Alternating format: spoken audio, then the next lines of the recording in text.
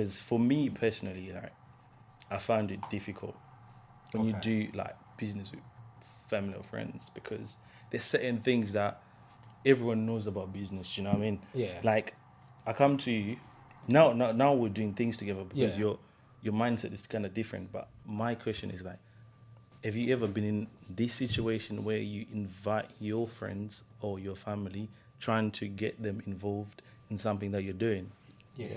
Yeah, let me take this one. Innit? I'm not trying to run in it. Yeah. No. Say. I just want to say before I give my answer, in it, entrepreneurship is not for everyone. Yeah. Guys, it's okay for us to normalize employment in it, but I hear what you're saying. Like, it comes with a lot of challenges.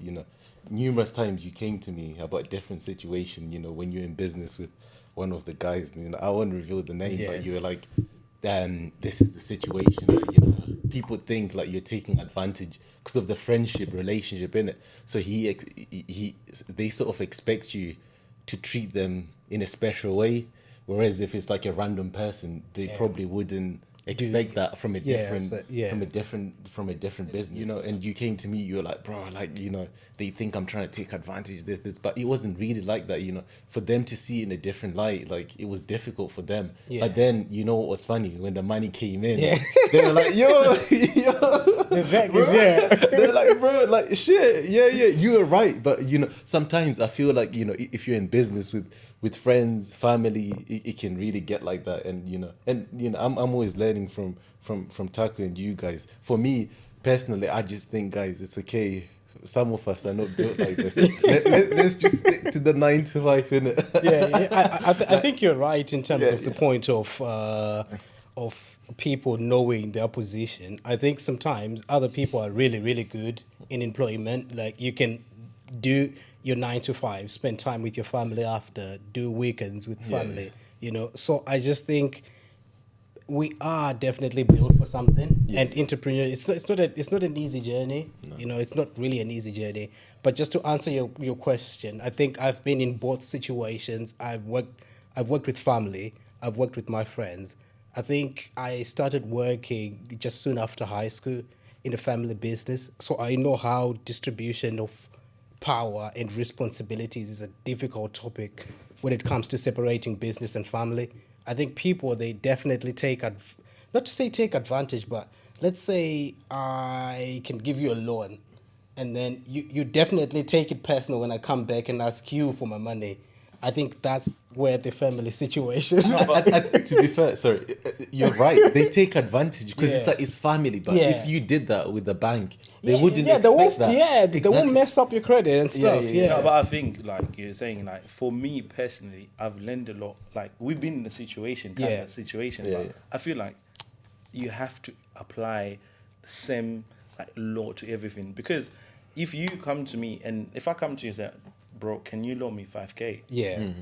And I say I'll give you back in 3 months, I have to honor the word. Yeah. But I think the problem is certain people, just in general, are not men of their word. Like, there's no integrity in what they're saying. Yeah. So I feel like, for me personally, like, I say to myself, no matter how good an opportunity is, I'm not gonna be involving myself.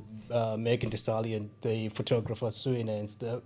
Did you hear about that? Or is that about the video? Taking videos. I think Megan, she's the right definition of mixing business with friendship.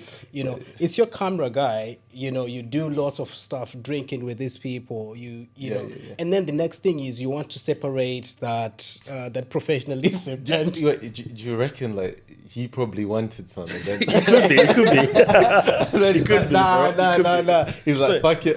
Wait, can I join?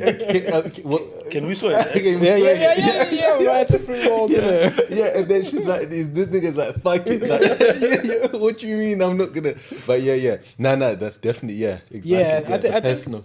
Personal. I think moving from business perspective and jumping straight into drinking and then jumping straight into this. I think people, they see the other side of you, the other side of character that you will be prevailing when you're doing work. And then all of a sudden, boom, they know the character. So that's the character that they attack, to say that, okay, when you're drunk, I got other thing that I can say. For me, my father told me, when you're doing business, you have to be like you're acting. Because let's say, because you have to, it's not like an imposter syndrome, but it's more like you have to have a certain character about you when you're in the business, because you have to get results. Yeah. Like someone like me, I'm not like, when I'm talking to you, man, I'm like me. But when I get into business, I have to take a character. Definitely. So that I can get results. That's very interesting you say that, because I completely agree with that. I see that in myself as well. So when we do consultancy, so when I'm at work consulting with different companies, He's got a good job, by the way. Yeah, for yeah, Siemens, yeah. isn't it? Yeah. Come So on. need to Wait. know more about What that. do you do? Tell us what you do first. I think I'm humble. Let's keep it humble. But really, like engineering consultancy, more specializing in manufacturing, technology, improving the processes. So, like for example, anything you can think of has to be manufactured, and there's always ways to improve the product. Maybe not so the product, maybe the process of making. So I work for Siemens, so what people don't know, so with Siemens, for example, they've got a huge portfolio of technology that's used by these companies. So we go and then we consult these companies and we say, guys, if you improve this process, where is the waste? We use data to identify opportunities. But really, what I was getting to is, when you walk into those rooms, like no one looks like you in those rooms. Exactly. That's exactly what I wanted to ask as well. Yeah. You have to shift your mindset, and exactly what you're saying. Change your persona, and try and fit in with them. Be like, laugh at the little stuff. So I think that's a really good point. Yeah, that's really good position as well for a black man, to be fair. And especially if you have a presentation of locks and stuff. So you definitely have to work an extra mile for make sure that your presentation is key. Bro. They're like, you've got the rolling. Like, who's the ganja? Like, I reckon they think that, but I think when someone looks at you, then they're probably expecting something different, but because I'm always so prepared, I always go the extra mile. So it's always like an element of surprise. Like, which I'm sure is the same for you, Taku. Like, when you're in business, like they see you, they're like, Of course. Like, and then, It's like I was explaining last week. I got to a place, I was meant to do something. And just because I'm black, they thought I'm employed by the company that sent me. Little did they know that I own the company. So I was like, so I think like it's very, very imperative for people to go through these things, especially if you're gonna do business, because you probably gonna understand when someone comes to you and complain about certain stuff. You know what I mean? But I feel like, for example, I've learned a lot from you, man. From him, resilience. Makombo can go out today, and tomorrow's got work. He'll go. I can come to you. You nag. Not nag in a bad way. You want results. Pay. He knows that. We need to make sure Same that as it's you. secure. We've done something. Taku, call them. I'm like, this man. But anyway, it's making me a better person because you might not. Supplementing my deficiency. Your deficiency. I think it goes back as well to your point in terms of mixing friendships with business. I think for me, I've learned to not take things personal, because I know that we are mixing at the end of the day. You have your own strength. I have my own weaknesses, so we definitely benefit from each other. Just sharing, you have this, I have this, you have that, I have that. And then it's just a part exchange, isn't it? It's just an exchange, really, of strengths and weaknesses. Because I just said I can't take anything that you do personal. Like, It takes a lot for you to understand this. Because certain people will not understand this. I would never say, just because he told me this and this, or like, you need to up your game. I wouldn't say, bro, this guy doesn't like me. I would separate the two and say, look, this is based and off question of your this decision. performance. No, but the thing is that why do you get to that point? Like when you, because certain people cannot do it. No. What makes you say, oh, that guy doesn't like me? It's about what, do you know what I mean? What makes you do that? No, but because so many people suffer from things like that. You know what I mean? You gotta realize, like, you obviously have a relationship, but if it's performance based, Like, I need to say to you, bro, like, you're not performing here. Let's do it. But it doesn't mean like I'm attacking you as a person. I'm attacking your character. But that realization, I'm not sure where it comes from. It's just, it's just one of those things you learn. I think it's a skill for sure. From experience. I don't think it could be a skill, but it could be like, for example, growing up, we used to play football. Yeah. So you had the responsibility. Do you know what I mean? So I always say to people, it's very important to play a team sport. Okay. It's very important because you know your role. If you're a defender, you have to defend. Yeah. So if you let a goal comes in against you, he's the striker. He's gonna come like, yo, bro, what were you doing? Yeah. So, but I think certain people like me, growing up, I've always done athletics. It's always about me. Yeah. In doing so, I did a bit of basketball, a bit of rugby. Yeah. When I had like Teammates. problems, someone will come to me like, yo, wake up, bro, because they're attacking your side. Exactly. So I think that's a really good point, That's when I learned that if someone comes, like for example, like we're doing something, what we're doing, if someone comes and tell me A, B, C, D, I don't take it personal because I gotta play my role. Everyone has to play the role to win, innit? Yeah. I've never put it in what is it called, sports situation, especially in your situation. Yeah. Like you've been running, it's based on your winning, and then when you mix that character with other different 7 people or 11 people, that's too much pressure. It changes the dynamic for sure. That's really too much pressure, to be fair. Yeah, I think so. But I think like it's very important for people like to be in certain groups to learn, especially if you're young, because I think we are made of our society. The way we speak, the way we walk, the way we believe. Religion could be. I'm a bit, I don't want to get into religion, but you know what I mean? Do you know what I mean? Like, we are products of our society, but I feel like someone like me, I've gone to like a school that was like a mixed school. I learned a lot. I went to an all boys school. I learned a lot. But all these things, you put them together, they make you who you are. You know what I mean? Yeah. Just to segue off of that, like I'm not sure what was your experience like growing in Zim, because I'm sure we all grew up. In Zim. I wonder, like, what was it like? You grew up in a mine. Yeah, man. Shout out to all the people that go in mine, bro. No. I think for me, it was difficult because for me, I think my parents passed away when I was 6. So after that, I was in the ghetto. It's Glenora. If anyone knows that, it's GC, innit? Yeah, and then I grew up there. My parents passed away. I had to move. I think it's about 2 hours away from Central, and then I went straight to the mine. So it's a complete different environment because it's, how can I say? Because in the ghetto or in the suburbs or wherever, people, they have different jobs and stuff and things like that. But where I grew up, where my aunt used to stay, and my uncle, it was in mining. It's in nickel mining in Bindura. So he used to work in there. Everyone was working within the same, what is it called? Yeah, so I grew up with my aunt. It was really, really good, to be fair. Rest in peace, but she was a really, really nice lady. Yeah. The children definitely introduced me to music, introduced me to different artists and stuff. So that's how I grew up, just to be a character. Yeah. So you know those memories and experience. Like, when you came over here, how did they help you transition into society effectively, integrate? Like, how old were you when you came here? I think I was 23 years old. Really? I was literally a man, bro. I was literally a man. I think my environment taught me that you can get whatever you want. You can literally get whatever you want. I think for me, I've never had any restrictions of anything which is not education. I think my education was really fucked up. I can't lie. It was really, really terrible. I had to, I think I started knowing how to read properly, I think when I was in grade 7. He wants to laugh.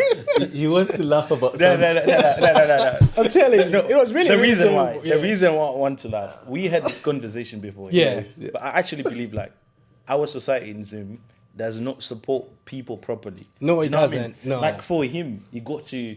You came here when you were like 11, yeah? 12. Yeah. This guy couldn't write his name.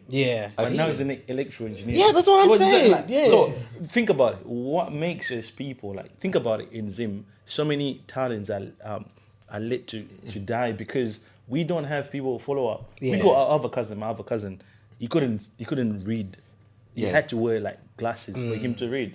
So you'd be like, oh. And they didn't know. Yeah, They didn't actually know. they didn't know because it was bad. Yeah. So they'll be like, oh yeah, you're not that good, bro. Do you get what I mean?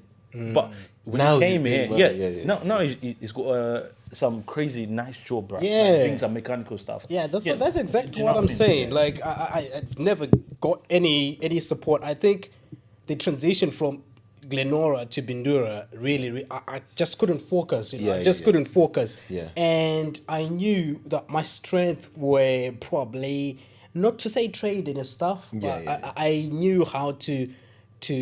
I remember my aunt. I made, do you know those ice block trays? Lollies. Yeah, lollies, so I made my own lollies with my aunt's juice, with my Zoe, and then I put a poster saying that I'm selling. You know, But what made you to get to that point, though? I think I just wanted money. I think I just wanted to know that I just needed to, you know, when you go to the market and then you see things that you want, you want probably toys and stuff. I just knew that you know, when you I think when you're an orphan, right? I think people, they don't understand when someone comes to you and then they say that this was bought by my dad. Yeah, this was bought by... I don't want to say fortunately, but God blessing me, I had all my parents, and of course they were tough on me for a reason. I'm not a good person still, but they were tough for me for a reason. But You're amazing, is it not, bro. is it not because of the situation or the environment that you're in that made you to think it's I have to hustle, or someone inspired you? My question is that, where did you get that mindset for you to think that I can do A, B, C to get you can money? exactly. Imagine you wake up, you're like, I'm gonna put a sticker here, get money, use that money to buy stuff. Like that's a complex. I just that's don't a even complex know. thing. I just don't even know, because for me, I think it's genetic, you know. Because for me, my sister always told me that my dad did uniforms for the prisons. He did. The only picture that I had with my dad, he was cutting hair with my mom, braiding next to her. So I just think hustling has been the top priority with my family, really. I just don't know. When your dad passed away, how old were you? I was 7 years old. So do you have any fond memories or any memory that you have? Of my dad? Yeah. If you, I think I had. Let me say this: if you to think of your earliest memory, Yeah. what is your earliest memory? Earliest memory of my dad? No. Of anything. If you just think of your life, Okay. your earliest memory. If you go back in time, Yeah. what do you start thinking of? Do you know what? I have three memories of my mother. I think I have one memory that I stole money from her purse. Yeah. And then I went and bought matchsticks and chips. So I just think I always wanted money. I always wanted money. Like, so that's the one situation. And the next memory that I have is she bought me pajamas, and then I went to go and play with the other kids. And then one of In pajamas. Yeah. You know, it gets like that. For you lot watching it gets like that. It gets like that. Yeah. Another question I want to ask you, man. What's your earliest memory? As well as you. If you can think of your earliest memory, that's very important. Just moving from place to place, innit? And it was really difficult, like finding that stable source of like education or friendship. Like we're always moving. I remember like we one point we lived in Bari. And No, you didn't live in Barry. I'm telling you, bro. Where in Barry, bro, you lived? Wait, what's that long road? No. And there's the school. There's the school on the right. There's the school on the right. Which a Barry big is that? school. Yeah? Like in Barry, bro. Is that Chisere? Maybe Chisere. Yeah, that's the one. Like just before that. The only reason houses, that I know about Mbari, one of my friends back in Zim, they've got a house in Barry. Yeah. So back in the days, when I was like 15, 16, we used to go and collect rent from that house. But you see what I mean? Like, how would I know that? But I remember, like, so at one point, I remember I was with mums in it. We were like, oh, I need a place for school. I remember we went to that specific school and they didn't have any vacancies. So I was at home for time, and then we had to move again because I couldn't find a place. We moved to a different place. We couldn't find a place because the whole priority was for me to get into education and for her to be able to go to work as well at the same time. But if I can't get into education, like it's difficult. So it means we gotta pack up, move somewhere else. But that's really the earliest memory I have. Is the time I think about that memory. Yeah, I'm never going back. So it motivates me to do extra. So when I feel lazy, I'm like, bro, you remember that time when you came back? Yeah. So I feel like even growing up, when I came here, I had the opportunity to go to school, to learn to read, to learn to write. Yeah, I was starting like- from fresh. I was like, yo, I could really push for this. So Yeah. that's really it. Just being afraid, that fear of being afraid to go back. Yeah. Really, that's really what Jeez. motivates. What about for you? I was Like, I what was going to What was the question? your earliest your memory. earliest like, memory, yeah, your own question. Yeah. My earliest memory, yeah, I always tell my mother. She was like, "Oh, you're too young to remember." I remember we had my dad's cousin brother used to live in. Do you know Kopa Queen? Near Which Gokwe. Gokwe. After Kadoma, you turn. I don't know. After Kadoma, Is it that direction, Gokwe? Kadoma. I didn't know. Yeah, you know. if after Kadoma, you know, like them planes, Yeah, them yeah, yeah. wooden planes. Yeah. Is After that- there where the plane is? Yeah. Oh, after yeah. that, Oh, after that, okay, you turn okay, right. okay, yeah. There's a bridge called Kopa Queen Bridge. I think I was 3 or 2. I don't 3 or 2. I always tell my mother, yeah, like that's my earliest memory, and she'd be like, "You're too young to remember." I remember one time when my uncle's Nando's granddad, he had like a Mazda B16. But by the way, pause. Nando's is actually a nickname. That's not Yeah. actually a nickname. His name is Panache or Kwanache. Yeah, Lord Nando's. Lord Nando. Yeah, carry on. Yeah, so growing up, Lord Nando's like my dad's brother, Yeah. which is my uncle, he was the one who made it. Yeah. You know what I mean? In a Mazda B16. I heard about that Mazda, he, you know. he had a Mazda B16. Bro. Yeah. Everyone, when you go into the village, when you're going everywhere, you had to use that car. Yeah. So I remember I was back in the canop. They used to call it canop, innit? Yeah. We're crossing the bridge called Kopa Queen Bridge. That's my earliest memory. Jeez. And my mum always said like, "Oh, you're too young." too to young. remember." Yeah, But I actually remember Yeah. the whole thing. Wow. You know what I mean? Jeez. But for me, yeah, it's been mad. It's been mad. You know bro. what? Chakuzwa, I remember he came to me the other day. I don't know if you remember, but we were in Zim. And then he said, Kumbi, I have, my dad said we can do a business of selling Maputi and stuff. Then I said, but this guy who always chill with him, but I've never done business with him. I'm not really sure of which strategy can we really go into. So Yeah. I always feel guilty until today that I did not give my friend a chance to express his thoughts. You know when someone comes to you with an idea, they're excited. You know, when I say Tawuzo, we need to do this, bro. I'm so excited. We need to conquer this, and then someone doesn't take that idea serious. I feel like I hold accountable for that. So it's the same question as you're asking, what really made you? Because I didn't think in my mind that this guy. Definitely, not to say He that had- he had it in him. Because all we did is just to chill and then we talk and then we do this. So it wasn't never the grind lifestyle. So I just said, he is coming with Marco. He's coming with the Marco. Coming with the teacher. You know. I think for me, it's as you said, growing up. My dad used to work for Cane's Foods until like 2007. He opened up a bar. He did. Fishing and all those things, all those things. Yeah. But I think for me personally, as I said, until when like Form 3, I used to run in it. So until Form 3, he gave me his shot to work so that I can run. So since that time until like I got to 19 years, all I was thinking about was running. It was running. All I was thinking about was athletics. When my guys were doing like smoking and that, I would think about running. That's what I'm saying, bro. Because my mind had to separate that character. because I was seeing myself in the Olympics. But unfortunately, I couldn't because I had an ACL. I had an ACL. But by the way, guys, let me clarify, because they're like, you've seen those memes. I could have gone pro, but I could. No. Actually, but this is real. It's verified, isn't it? He was in the newspapers. So it's not one of those cases. It's not one of those cases. I think it's real. It's not a BIM situation. So you know the maddest thing. I actually had a scholarship to go to America, University of Western Kentucky. But the thing is that I had an ACL injury. So they said to me, we cannot offer you a place because we're not sure if you're going to bring back the returns. Do you know what I mean? And business. So I understood. And for me to have a surgery, it was the surgery was costing 45K. Jesus. And of course, my parents could not afford it. But if they had life insurance, they could have afforded it. But the thing is that they were not sure. No, I'm not sure. They were not aware of life insurance.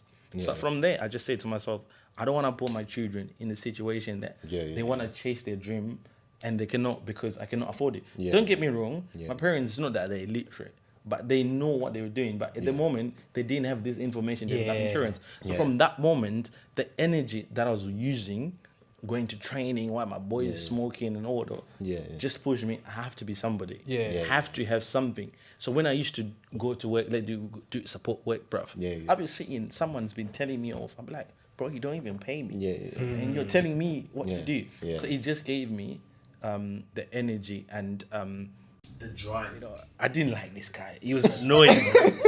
No one likes me. Anyone that went to Marlborough know that how annoying this guy was. Wait, what didn't you like about him? Because he was annoying. I annoying, bro. was. You know, like, let's say we're playing football, Yeah. all them bullies, will send him in it. Yeah. To get the ball and run away with it.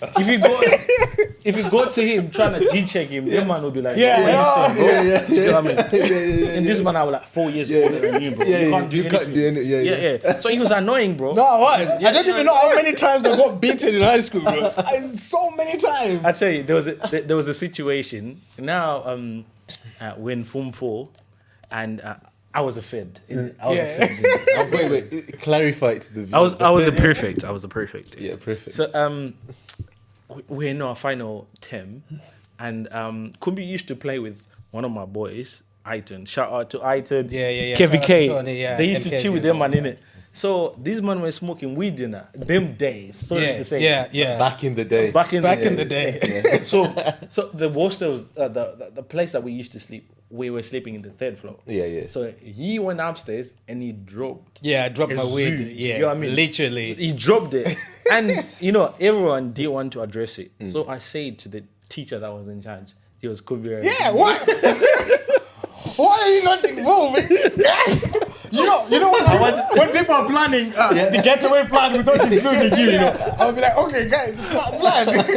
Chakos will say, why are you not including me?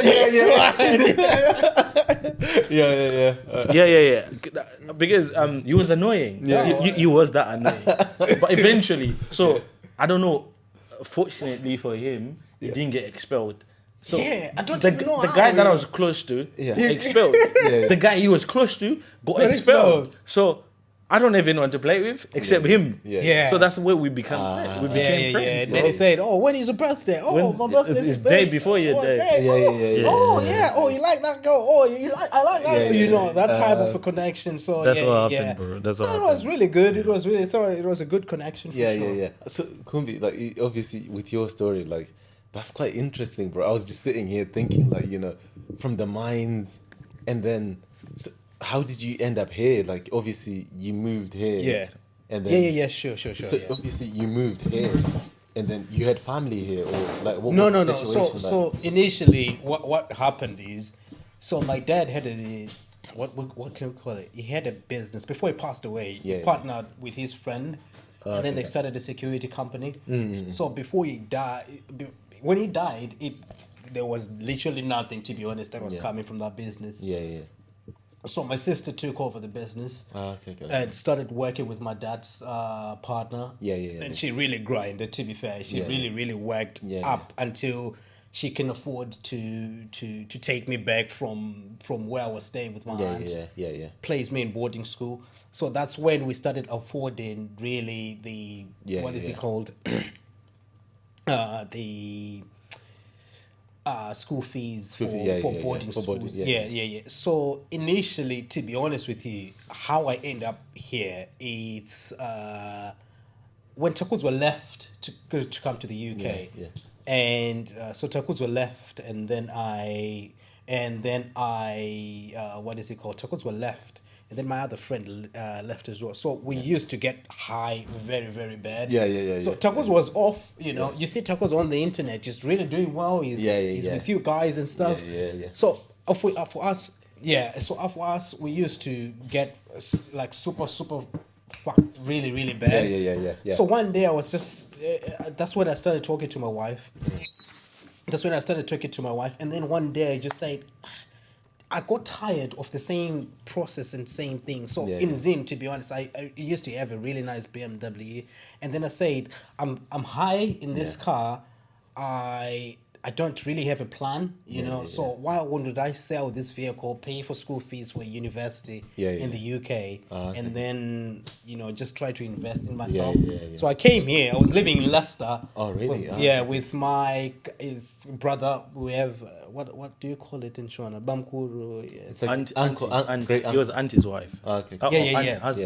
Uncle's wife. Yeah. So I used to travel from Leicester to London with a bus. So I used to do 3 hours going to school, 3 hours coming back. So it was really, really tough. But I just wanted to change my life because I got tired of the same process, bro.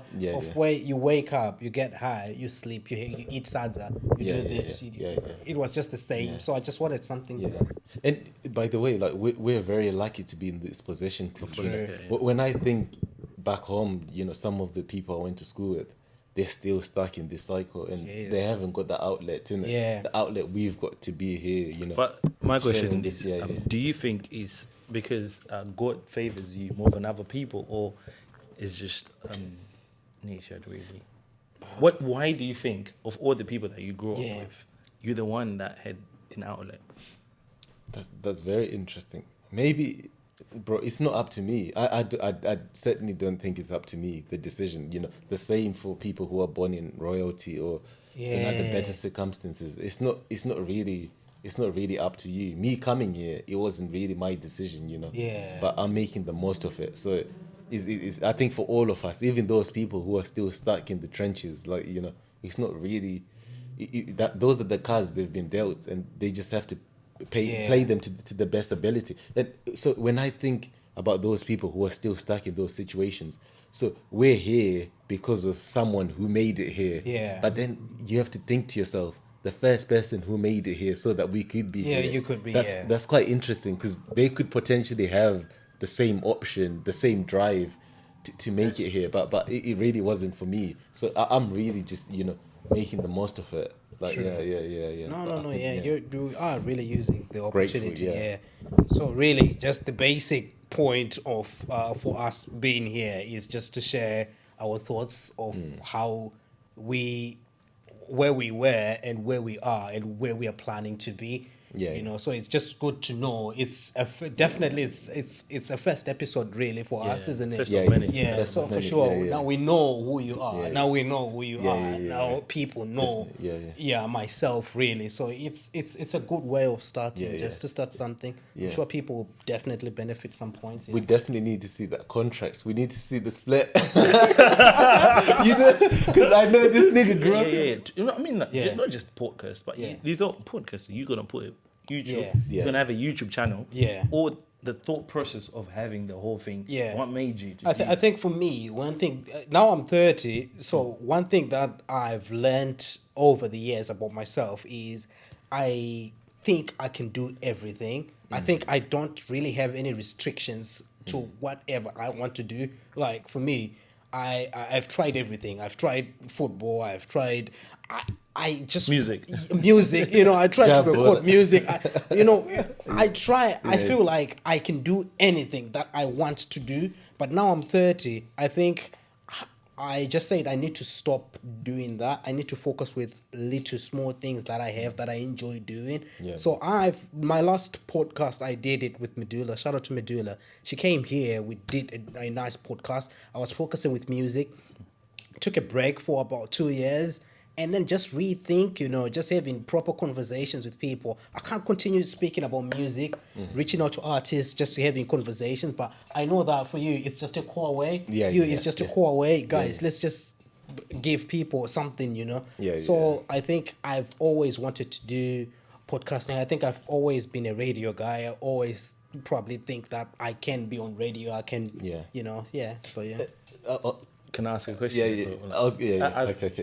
So now, because you're an electrical engineer, you work for one of the biggest companies in the world. I think many things than that. Let me finish. Let's talk about career. Then. Humble. Come on, humble beginnings. But on a genuine question, what made you to choose you want to do electrical engineering? Like, of all the things in the world, what made you? Is it because when you I don't want to say for it, but what made you to choose that particular degree that you did? So for sure. So growing up, I always knew, I would remember going back to the earliest memories. Like I would grab random things, try and piece pieces together, try and do something, create something. And I remember, this particular moment. It was like near Christmas. I think it was December 1st, and one of the power cables where I used to live by the flats, the block of flats, I don't know, it exploded. So that meant like we didn't have electricity from December, and then every week we would keep hearing them saying, "Oh, someone's gonna come fix it. Someone's gonna come fix it." And then it got all the way to February, so it meant Christmas, no electricity, months with no electricity. I got so frustrated. I was like, "Yo, why can they not fix this stuff?" I remember I used to go down to see, because they dug the trench. You could see the cables. I was like, "Why can they not do something?" As a child, I remember just looking like, "What's going on? Why can't they do something?" And then when I came over here, to be fair, it was a girl in it. So they do this thing called DT, product design, and there was it's hands on. You have to design circuits, and I think we had to design like a light switch circuit. And then I was just really good at putting the circuits together, understanding, how the current flows, the voltages, everything. I was really good at it. Yeah. So Masters, brother. Say it, masters. 3 degrees, but that's not even like not on a real. Flexing, brother. No, that's not even trying to flex. So, but really, it stems from wanting to fix problems and having that knowledge, So for me, learning, like even studying, it's something I enjoy doing. So even if I'm doing like a 4th one or a PhD, it's not even like a burden to me. It's like, how can I apply it to my current situation so I could pivot to the next level? So, when I did that, I was like, okay, I'm an engineer now. So what can I do to pivot to the next level? So I was like, let me do another master's. And then I did that, and then I pivoted to that, and then I did another one. And then now I'm like, so to pivot to the next one, what do I need to do? It doesn't have to be education. It could be experience. It could be connections. But it's always having that mindset, what else could I do to fix this cable that didn't come. It didn't come. And while at least you're doing something, and then it hits you there, like it hits me. It makes more sense. It's funny you asked that, because even when I had my first job as like a design engineer, like that was one of the guys was like, "Guys, what are your memories, earliest memories? Like, what do you remember?" Because I actually think that earliest memories are fundamental in life. True. Yeah. Whoever we are is based on the society, what we believe, and who we are is based on where we come from. Yeah. And I feel earliest memories, they build character and they build us as people. And that's the very question that you have to ask someone. Even if how they walk. Music. What made you to listen to hip hop? Earlier we're having that question. What made you to listen to hip hop? It's because of the people that you're around at that particular time. So I feel like it's very, very imperative that we revisit our earliest memories. Childhood memories. I have another deep question. I know, we're gonna switch it up later on. But this is the final deep question. Sorry, man. Bring it on. It's quite deep. So, sometimes I sit there and I'm like, look, I don't know everything. I have to go to external sources to learn things, whether it's books, whether it's people. For you guys, where do you go for inspiration or to expand your horizon? Like whether it's books, podcasts, like where do you go to get that information? I had to drop it on you. I had to drop it on you. No, but I think it's a good question. I feel like since we're already deep, let's just deep. I feel for me, it's more like it's very important to, as you ask the question, to have mentors in life. When I say mentors, it's someone that you look up to. Like for example, since I've come here, there's a book that I always read. It's called The Prince by Niccolo Machiavelli or Machiavelli, whatever you can say. I feel like The Prince taught me to be the person that I am today. The fundamentals of life, of how you do things. So I feel like now every time when I'm about to make a decision, I have to go back to the book to refer. Because I feel like when you don't have a mentor, like when I say mentor, it's like you could be older or younger than the person, but someone that have walked the shoes that you're wearing. Do you know what I mean? Someone used the shoes that you're wearing. So instead of you learning it the hard way, they teach you in a nice, in a quicker way. So I think for me, it's very important to have mentors regardless, are they older or younger than you? Someone who have been in a situation before. they can be your mentor. So I feel for me, like it's very important. Mentorship. The mentorship is very important. Who's your mentor? Sorry. In terms of what? Like business, life. Who do you Mr. consult? Burishomana is my mentor. Yeah. Simba, the artist, the rapper. Simba. He's my mentor. You're my mentor. You're my mentor. The reason why I say so that I've learned a lot from you, Kumbere. A lot. Yeah. I've learned I learned a lot from you, Makombo. There's so many things that you, man, when you're speaking, I listen, I'm like, oh, I should have done A, B, C, D. You know, your mentors, you know what I mean? I don't just see as brothers, cousins, or friends. I just see as mentors. It depends in the situation that we are in. Like now, I can tell I've learned a lot from you. You know that. I've learned a lot from you. You know that. I went straight into radio, you know, because the time when we grew up, we didn't have radios. Do you still remember the guy called DJ Munya? Is it the one that went to... I don't even know his face, but there is a guy who was a DJ at radio. What I forgot. I would lie. I I know Chana Chatete. They're not DJ Zoba, but you know DJ Zoba. I know Dr. Zoba. Exactly, that's what I'm saying. Those type of characters.